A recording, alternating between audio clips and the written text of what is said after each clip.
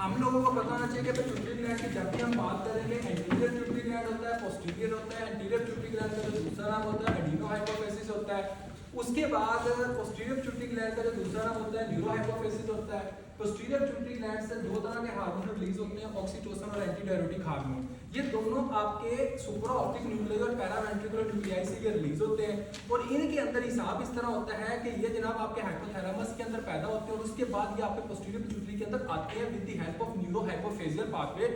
और ये जो आपका होता है ये एक प्रोटीन होती है जो लेके आती है जिनको हम कहते हैं carrier protein. Anterior pituitary gland का ये हिसाब होता है कि एंटीरियर पिट्यूटरी ग्लैंड से बाकी आपके जितने हार्मोन्स होते हैं वो सारे के सारे एंटीरियर पिट्यूटरी ग्लैंड से रिलीज होते हैं। दूसरा ये आपने ये बात करना है कि एंटीरियर पिट्यूटरी ग्लैंड जो होती है वो आपकी एक्टोडर्म से एंटीरियर पिट्यूटरी ग्लैंड जो होती है इसके साथ आपका इंटरमीडिएट लोब होता है। इंटरमीडिएट जो लोब होता है उधर से पीओएमसी की मदद से आपके एमएसएच की प्रोडक्शन होती है, एसीटीएच की प्रोडक्शन होती है, बीटा एंड्रोफिन की प्रोडक्शन होती है।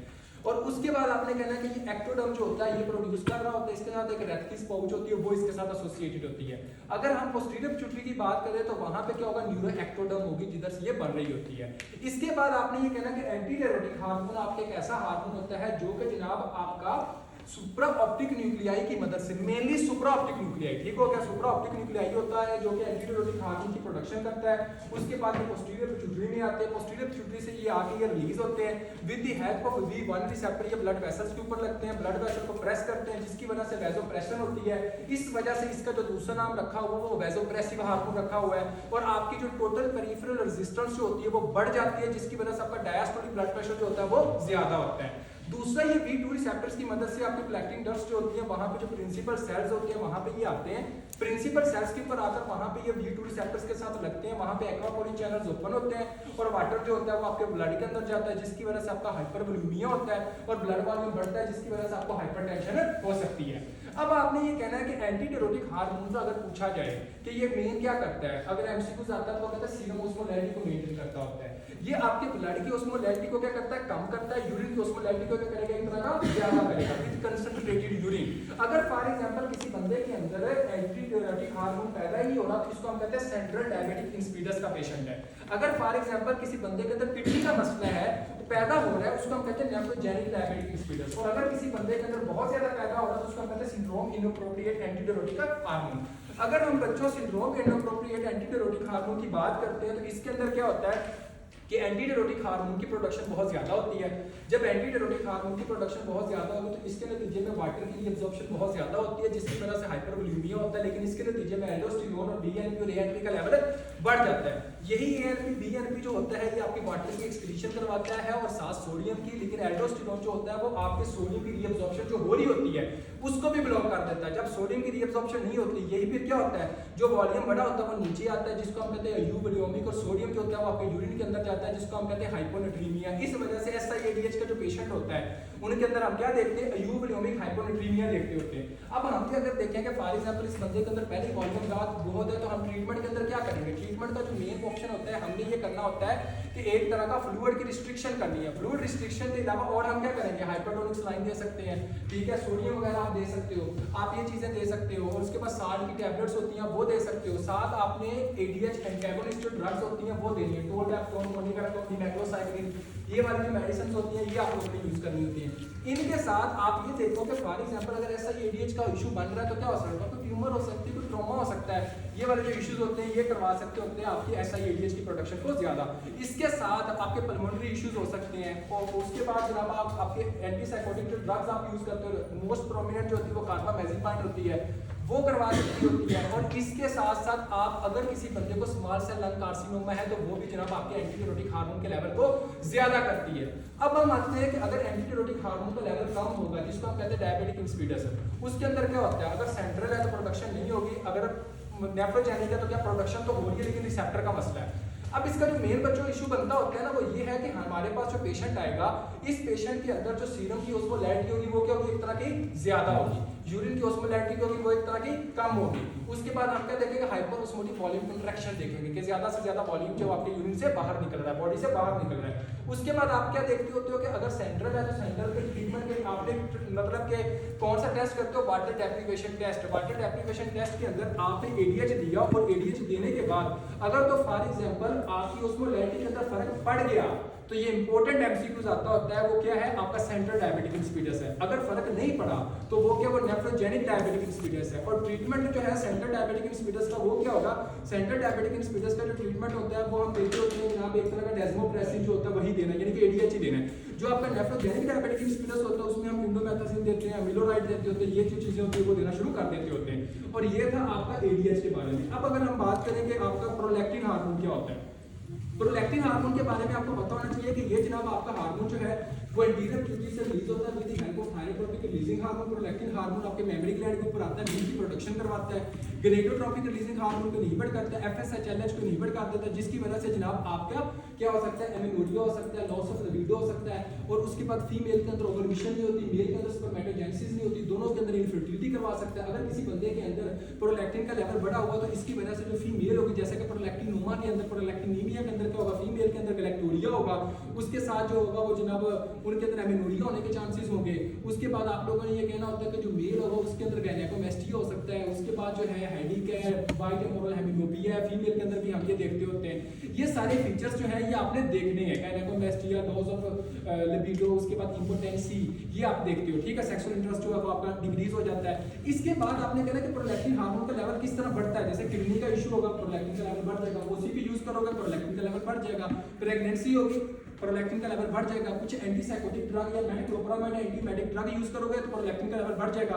पर प्रोलैक्टिन को इनहिबिट करने वाला जो सब्सटेंस होता है, जो फैक्टर होता है, वो आपका डोपामिन होता है। अगर आप डोपामिन को ब्लॉक कर दोगे तो प्रोलैक्टिन का लेवल बढ़ जाएगा। लेकिन अगर हमारे पास कोई ऐसे पेशेंट आते हैं जो प्रोलैक्टिनीमिया के, तो हमने ट्रीटमेंट कैसे करना है, हमने डोपामिन एगोनिस्ट ड्रग्स देनी है। तो डोपामिन एगोनिस्ट ड्रग्स कौन सी होती है, डोपामिन एगोनिस्ट ड्रग्स जो होती है वो ब्रोमोक्रिप्टिन और कैबरगोलाइन होती है, ठीक है।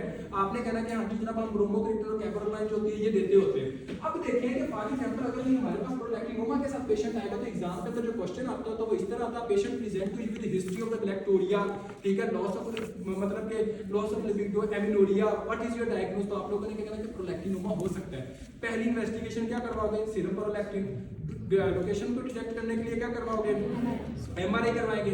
और उसके बाद हमने क्या करना होता है कि अगर फॉर एग्जांपल मेडिसिन से काम नहीं चलता तो क्या करेंगे, ट्रांसफिनाइड सर्जरी करेंगे। अब हम आते हैं फॉर एग्जांपल अगर आते हैं कि आगे का ग्रोथ हार्मोन का क्या हिसाब होता है। ग्रोथ हार्मोन का ये हिसाब होता है कि सबसे पहले आपके हाइपोथैलेमस से growth hormone releasing hormone release होता है। ये growth hormone releasing hormone growth hormone को एंटीरियर पिट्यूटरी से रिलीज करवाता है। ये आपके लीवर के अंदर आता है, लीवर के अंदर आपका इंसुलिन ग्रोथ फैक्टर 1 होता है, ये आपका पैदा होता है जिसका नाम होता है सोमेटोमीडियन। ये सोमेटोमीडियन आपके जो है अमीनो एसिड उसकी सिंथेसिस करवाता है, प्रोटीन की सिंथेसिस करवाता है, मसल को बिल्ड करवाता है, लीन गेन बॉडी मास करवाता है, कोलाजन सल्फेट करवाता है, कोलाजन की सिंथेसिस करवाता है, बोन को स्ट्रॉन्ग करता है। और इसके साथ साथ ये लिपोलाइसिस करवाता है जिसकी वजह से बंदे का वजन कम होता है। प्रोटीन की सिंथेसिस करवा के ये बंदे के मसल जो होते हैं वो बिल्ड करवाता है। और इसके साथ ये आपके इंसुलिन की रेजिस्टेंस करवाता है और ग्लूकोज के लेवल को ब्लड के अंदर कम करता है जिसकी वजह से हाइपरग्लाइसीमिया और डायबिटीज हम देख सकते होते हैं, ठीक है। और अगर कभी भी एग्जाम के अंदर क्वेश्चन आ जाए कि हाँ जी जनाब ग्रोथ हार्मोन को डिटेक्ट करने के लिए जो पहले टेस्ट करते हैं वो कौन सा, इंसुलिन ग्रोथ फैक्टर 1, लेकिन मेन जो टेस्ट होता है जो कि जनाब आप करते हो तो वो ओरल ग्लूकोज टॉलरेंस टेस्ट होता है। अब अगर फॉर एग्जांपल हम आगे आते हैं कि ऐसे कौन सी चीजें होती है जो ग्रोथ हार्मोन को इनहिबिट करती है, तो आपने कहना है कि ग्रोथ हार्मोन को इनहिबिट करने के लिए ग्लूकोज होती है, सोमेटोमीडियन होता है, सोमेटोस्टेटिन यानी कि वो होता है। उसके बाद कौन सी ऐसी चीजें होती है जो स्टिमुलेट करती है, एक्सरसाइज करती है, स्ट्रेस करती है, स्लीप करती है, ओबेसिटी करती है, ओबेसिटी सॉरी इनहिबिट करती होती है। ये जो चीजें होती है इसके अंदर जो ग्रोथ हार्मोन होता है वो ज्यादा होता है, प्लस टाइम वे में ग्रोथ हार्मोन रिलीज होता रहता है। अब अगर फॉर एग्जांपल मेल के अंदर जो बड़े हैं अडल्ट के अंदर अगर ग्रोथ हार्मोन का लेवल ज्यादा होता है तो इसको हम कहते होते हैं एक्रोमीगैली। बच्चों के अंदर अगर ज्यादा होता है तो उसको हम कहते होते हैं लिग्नियाटिज्म।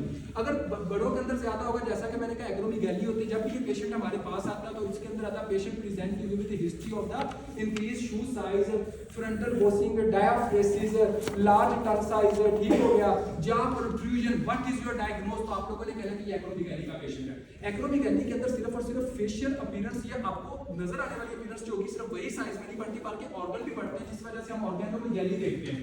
Most common cause of death जो होता है वो जनाब आपका क्या होता है, कार्डियोमायोपैथी या फिर आपका क्या होता है एक तरह का हार्ट फेलियर होता है, ठीक होगा। ये आप लोगों ने कहना होता है कि कार्डियोमायोपैथी या हार्ट फेलियर जो है वो जनाब आपके एक तरह का होता है। उसके बाद आप लोगों ने क्या कहना होता है कि एक तरह का हमने इसके अंदर कोलोरेक्टल कार्सिनोमा जो है वो भी देखते होते हैं कि कोलोरेक्टल कार्सिनोमा जो कोलोरेक्टल पोलिप्स जो होते हैं वो इसके साथ एसोसिएटेड होती हैं। ग्रोथ हार्मोन या एक्रोमीगैली के अंदर अगर आपसे पूछा जाए कि इनिशियल टेस्ट वही पीछे वाली बात वो आपने इसके अंदर ऐड कर देनी है। बच्चों के अंदर जो होगा वो क्या होगा, अगर बढ़ रहा है तो डिग्नेटिज्म होगा और लीनियर ग्रोथ होती है। अब हम आते हैं आगे, और आगे आप लोगों को पता होना चाहिए कि जो अभी पड़ा पैराथायराइड हार्मोन जो होता है, आपको पता है कि ये यार ये फॉलिकल 4 तरह के सेल्स होते हैं आपके उधर से पैदा होता है पैराथायराइड हार्मोन। उसके बाद आपने कहना है कि ये कैल्शियम के लेवल को ब्लड के अंदर ज्यादा करता है, फास्फेट को कम करता है, इंटेस्टाइन से एब्जॉर्प्शन करवाता है, उसके बाद जनाब बोन से रिजॉर्प्शन करवाता है, उसके बाद जो प्रोक्सिमल कैपिलरी ट्यूब्यूल है वहां से कैल्शियम की रीअब्जॉर्प्शन करवाता है, फास्फेट को एक्सक्रीट करवाता है। लेकिन एंड रिजल्ट जो है वो कैल्शियम के लेवल को ब्लड के अंदर ज्यादा करना और फास्फेट के लेवल को ब्लड के अंदर कम करना होता है। अब आप देखते हैं कि हाइपर पैराथायराइडिज्म के अंदर हमने देखा कि ये सारी चीजें आप देखते हो, और उसके साथ आपने ये कहना होता है कि आपका जो मोस्ट कॉमन जो होता है वो आपने क्या एक तरह का प्राइमरी हाइपर पैराथायराइडिज्म हो सकता है, जिसके अंदर जनाब आपका पैराथायराइड एडिनोमा जो है वो मोस्ट कॉमन कॉज है। पैराथायराइड एडिनोमा जो होगा, पैराथायराइड ग्लैंड का लेवल जो साइज जो होगा, सॉरी पैराथायराइड हार्मोन जो होगा उसकी सिक्रीशन ज्यादा हो रही होगी। अब इस पैराथायराइड हार्मोन की जब सिक्रीशन ज्यादा होगी तो हम क्या देखेंगे कि कैल्शियम का लेवल ज्यादा है, फास्फेट का लेवल कम है, साथ पैराथायराइड हार्मोन का लेवल ज्यादा है। तो बच्चों जब भी आपके पैराथायराइड हार्मोन का लेवल ज्यादा होगा, कैल्शियम का जब लेवल ज्यादा होगा, तो कैल्शियम के ज्यादा होने वाले सिम्टम्स आएंगे। तो कैल्शियम के ज्यादा होने वाले सिम्टम्स कौन से थे? पेन्स होती है, epigastric pain, pancreatitis, peptic ulcer इसको हो सकता होता है, साथ इसके डिहाइड्रेशन होती है, बंदे को प्यास बहुत ज्यादा लगती है, कुछ बंदे को साइकोसिस यानी कि सीएनएस डिप्रेशन, उसके बाद गुस्से वाले सिम्टम्स जो होते हैं वो आते हैं। ये आपने कहना कि ये सारे के सारे फीचर्स हम देखते हैं। उसके बाद आप लोगों ने ये कहना होता है कि हाँ जी जनाब आप एक तरह का जब पैराथायराइड हार्मोन जब ज्यादा होगा तो कैल्शियम हड्डियों से रिलीज होगी। जब कैल्शियम हड्डियों से रिलीज होती है तो बंदे की हड्डियां कमजोर होती है, जिसकी वजह से हड्डियां टूट सकती हैं। जिसकी वजह से एक और चीज होती है, जब प्राइमरी हाइपर पैराथायराइडिज्म के अंदर मोस्ट कॉमन लेकिन स्कैनिंग के अंदर भी देख सकते हैं, जिसका मतलब है पोस्टाइटिस फाइब्रोसिस सिस्टिका।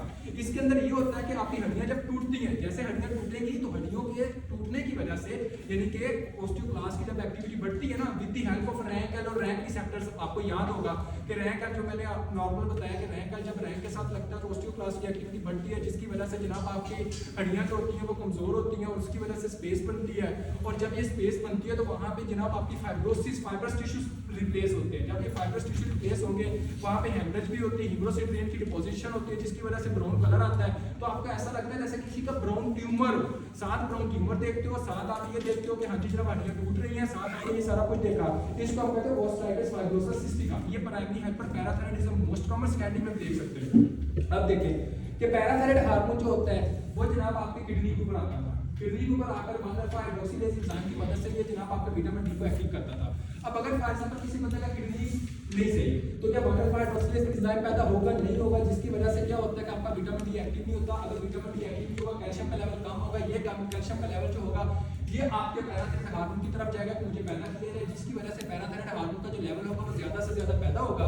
अब इस बंदे के अंदर कैल्शियम का लेवल कम है, फास्फेट का लेवल ज्यादा है स्कैंडी हाइपर पैराथायराइडिज्म के अंदर, साथ हमारी इसके अंदर हड्डियां जो होंगी वो टूटेगी क्योंकि कैल्शियम ही नहीं है। जब हड्डियां टूटेंगी तो इसको हम कहते हैं रेनल ऑस्टियोडिस्ट्रोफी। हड्डियां टूटने की वजह से एएलपी का लेवल भी ज्यादा होगा, यूरिनरी सीएमपी भी ज्यादा होगी, और उसके बाद आप मतलब कि सीएमपी इसके अंदर नहीं होती लेकिन यूरिनरी सीएमपी हम नॉर्मल जो होते हैं वो देखते हैं कि हम ज्यादा होती है। उसके बाद आता है जनाब टर्शरी। टर्शरी के अंदर जनाब पैराथायराइड हार्मोन हटने वहां पैदा हो रहा होता है, उसमें कोई भी कंट्रोल नहीं होता, जिसको हम कहते हैं टॉमस। और इसके अंदर क्या होगा कि पैराथायराइड हार्मोन बहुत ज्यादा पैदा होगा, साथ जनाब आपका कैल्शियम का लेवल भी ज्यादा होगा, फास्फेट का लेवल जो होता है वो भी इसके साथ डिस्टर्ब कर रहा होता है। आगे आते हैं, अगर फॉर एग्जांपल किसी बंदे के अंदर पैराथायराइड हार्मोन का लेवल नहीं हो रहा तो कैल्शियम का लेवल कम होगा। कैल्शियम का लेवल कम होने की वजह से नमनेस वगैरह, टिंगलिंग सेंसेशन, टेक्निक के फीचर्स, जिसकी वजह से जनाब आपका ट्रोजियस साइन, जोस्टिक साइन ये पॉजिटिव होंगे। जब फेशियल के ऊपर नमनेस इस तरह करोगे तो जोस्टिक साइन होगा। जब आप लिपी कफ लगाओगे आपकी ब्रेकियल आर्टरी जो होगी वो जनाब एक तरह की उसको मतलब फिर कफ लगाने के साथ आगे जो सप्लाई होगी ब्रेकियल से वो सही तरह नहीं जाएगी, जिसको हम कहते होते हैं ट्रोजियस साइन, ये देखते होते हैं। अब देखें कि इनके अंदर हमारा जोस्टिक और ट्रोजियस साइन जो होता है वो पॉजिटिव होता है। अगर फॉर एग्जांपल आए कि हाँ जी हाइपोकाल्सीमिया तो क्या हाइपोपैराथायराइडिज्म के पेशेंट है, लेकिन अगर फॉर एग्जांपल क्वेश्चन इस तरह है कि कैल्शियम कम है, पैराथायराइड हार्मोन का लेवल ज्यादा है, साथ जो डियर्स है उनका साइज जो है वो छोटा है, ठीक है, तो वो क्या होगा? सूडो हाइपोपैराथायराइडिज्म होगा, ठीक है। ये आज हमने समझा।